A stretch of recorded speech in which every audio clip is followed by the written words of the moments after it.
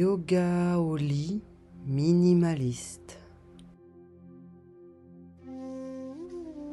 Réveil du somnambule by Yoga Chérie.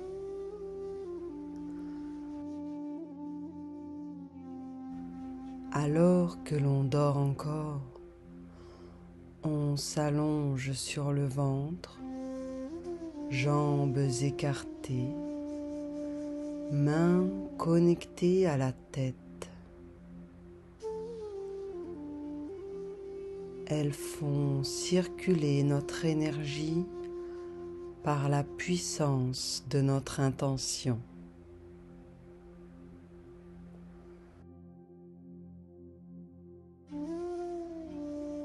Puis on imagine que deux mains bienveillantes viennent presser la plante de nos pieds,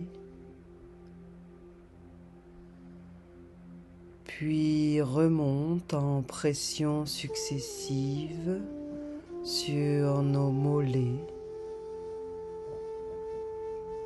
nos cuisses, nos fesses, notre dos, nos bras, notre cou, notre tête, nos paumes de main.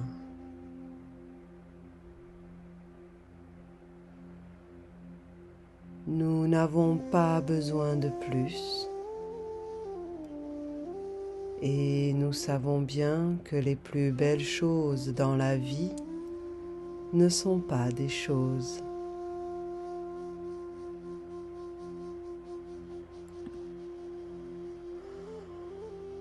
On glisse alors comme un somnambule dans la posture de l'enfant,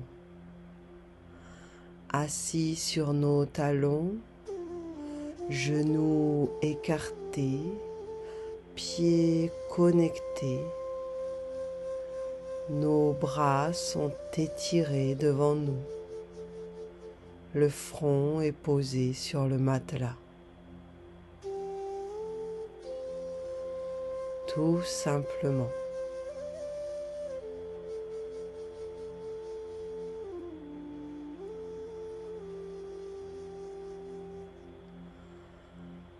À la prochaine inspire, les bras se plient sur les côtés en cactus et l'on vient poser le menton sur le matelas. Le dos s'allonge, le ventre et la poitrine s'enfoncent dans le sommier. Notre intention minimaliste suffit pour agir sur notre corps qui continue à s'étirer. Il s'aplatit, les aisselles, les cuisses sur les mollets, les talons sur les fesses. C'est simple et puissant.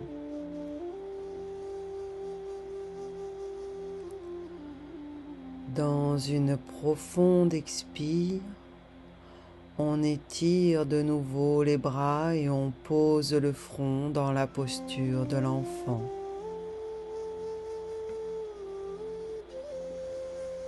Nous allons alors faire des demi-grenouilles minimalistes.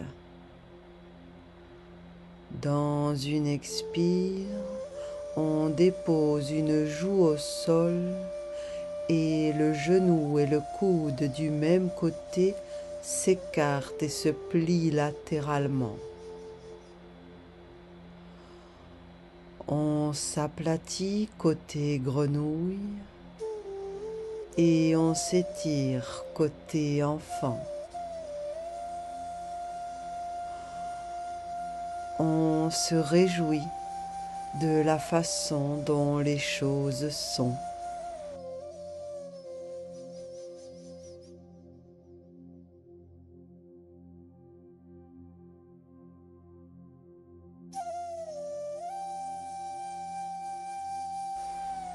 À la prochaine inspire, on revient au centre, posture de l'enfant, bras étirés. À la prochaine expire, on entre dans une demi-grenouille de l'autre côté. On dépose l'autre joue sur le matelas. On croasse gentiment sans chercher davantage.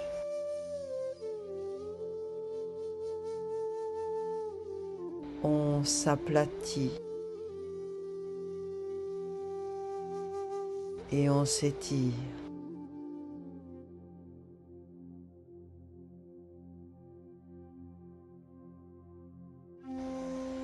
À la prochaine inspire, on revient au centre dans la posture de l'enfant.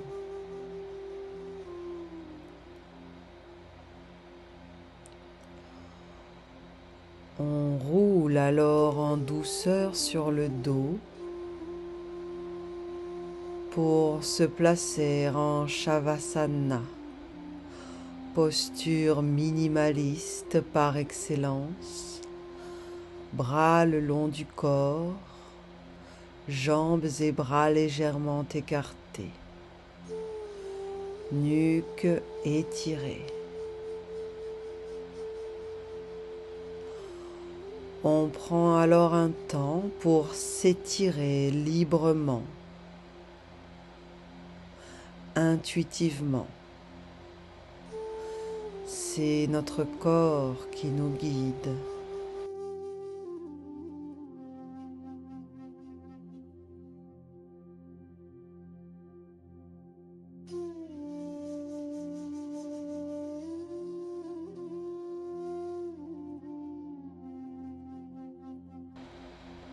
Puis on revient dans l'immobilité en gardant l'allongement des membres et de la nuque.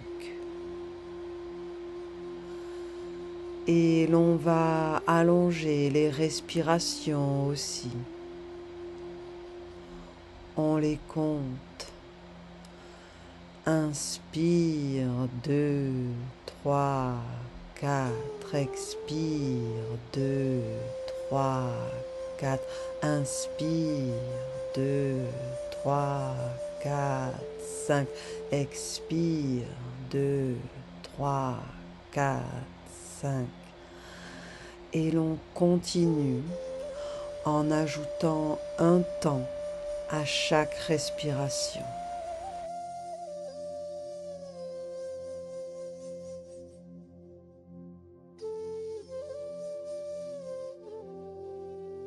On respire dans les 3 dimensions du poumon.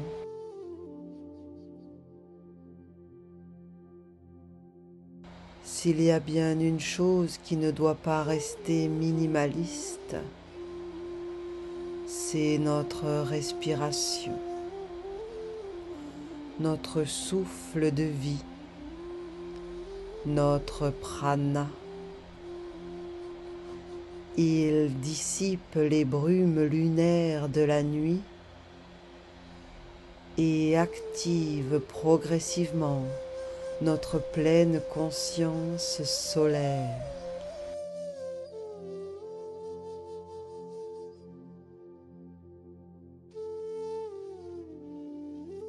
On arrête de compter et l'on serre les jambes et les bras le long du corps. Dans une profonde inspire, on plie un genou sur le buste en l'enlaçant de nos mains. Pavana Muktasana. À chaque expire ici, On ramène un peu plus le genou sur le ventre. C'est notre corps et notre intention qui permet le mouvement. On amène alors le talon près du pubis pour former un demi-lotus avec la jambe pliée. Le genou est bien étiré sur le côté vers le matelas. On peut attraper le dessus du pied avec la main et on déploie ici le demi-lotus sans chercher plus. Alors on laisse glisser le talon sur la jambe jusqu'au-dessus du genou pour former un 4. La jambe allongée se plie, pied au sol. Dans une expire, le pied plié vient se déposer au sol en torsion. On respire ici profondément.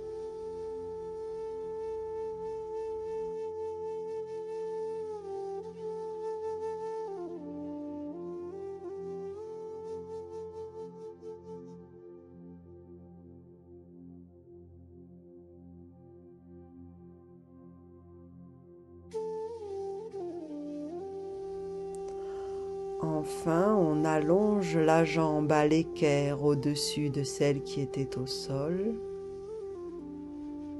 pour augmenter encore la torsion, la placer à un autre endroit pour bien essorer notre corps des brumes de la nuit.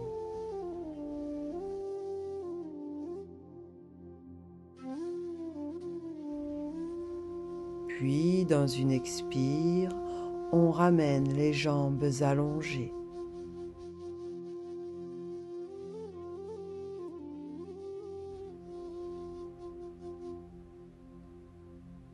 À la prochaine inspire, on amène l'autre genou plié sur le buste en Pavana Muktasana. On respire ici profondément. Tout notre corps contribue à ramener le genou sur le ventre dans de profondes respirations. On amène alors le talon près du pubis en demi-lotus. Main sur le dos du pied, on ouvre bien le genou, rien de plus.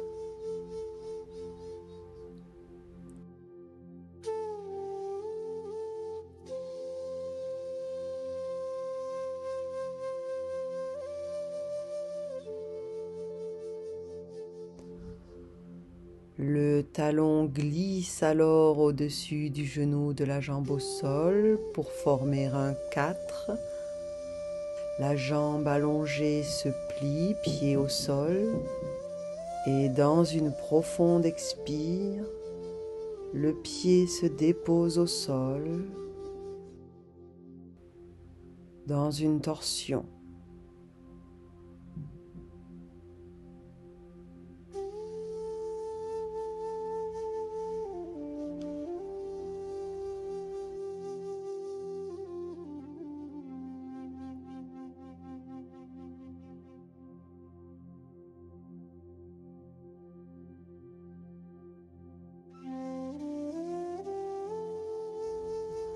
Enfin, la jambe s'allonge à l'équerre pour une torsion complète de notre dos et de notre corps qui quitte les brumes de la nuit.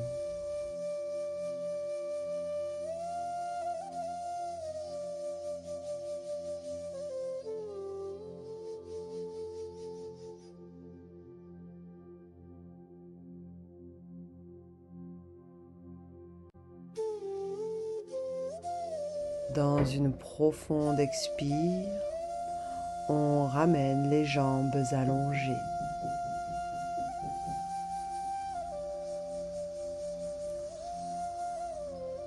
On plie alors les jambes en papillon, plante des pieds connectés, pieds dans les mains, bras tendus. À l'expire, on écarte bien les ailes du papillon sur les côtés. Et à l'inspire, les pieds dans nos mains montent au-dessus de la tête, bras tendus. Expire, on abaisse et on écarte les genoux en papillon.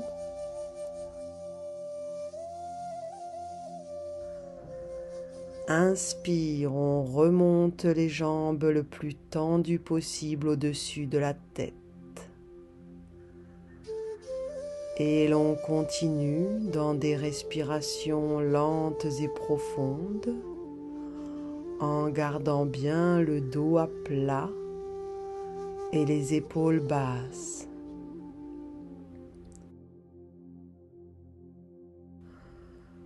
Quand on se rend compte que rien ne manque, le monde entier nous appartient.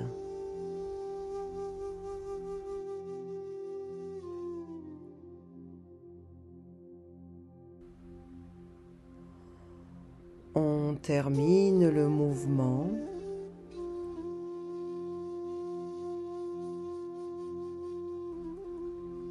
Puis on enroule la colonne, tête vers les pieds, bras tendus. On respire ici dans cette bascule en gardant les bras souples et les épaules basses et en poussant les pieds dans les mains.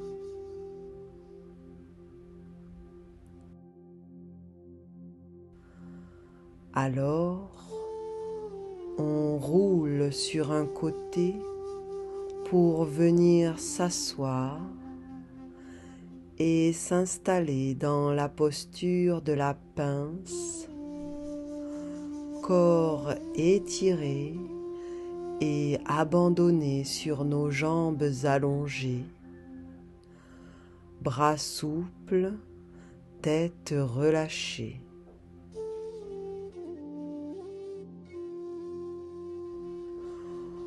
On vient contacter et réveiller tout l'arrière du corps qui dormait encore un peu.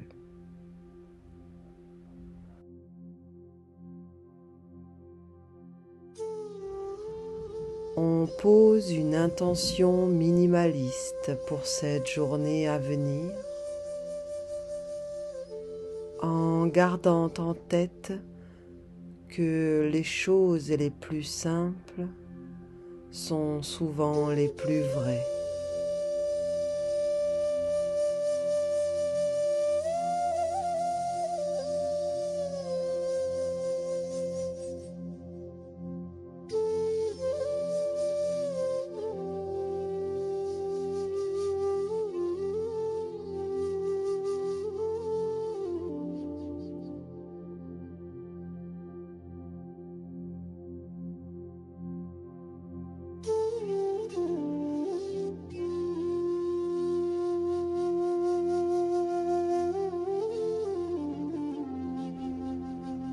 Merci petit yogi.